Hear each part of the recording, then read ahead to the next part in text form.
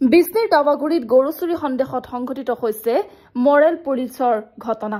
সামাজিক মাধ্যমত viral video'. গৰু চুৰি সন্দেহত 5জন যুৱক হাত বান্ধি গুৰুলকৈ প্ৰহাৰ কৰে গাঁৱৰ একাংশ লোকে। পিছত ঘটনাস্থলীত বিষ্ণু আৰক্ষীয়ে উপস্থিত হৈ যুৱককেইজনক উদ্ধাৰ কৰি কাজলগাঁও চিকিৎসালয়লৈ প্ৰেৰণ কৰে। পিছত 5জন যুৱকৰ ভিতৰত সানিদুল ইছলাম নামৰ যুৱকজনৰ অৱস্থা সংকটজনক হোৱাৰ বাবে বৰপেটা মেডিকেল কলেজলৈ প্ৰেৰণ কৰে।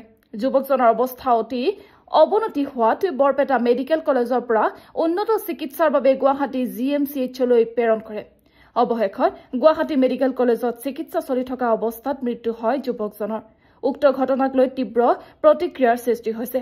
উক্ত ঘটনা সংক্ৰান্তত পানবাৰী আৰক্ষী থানাত যুৱককেইজনৰ বিৰুদ্ধে গোচৰ ৰুজু হোৱাৰ পিছত পানবাৰী আৰক্ষীয়ে মৰেল পুলিচৰ লগত জড়িত থকা 3জন যুৱকক গ্ৰেপ্তাৰ কৰে। News desk report NR24।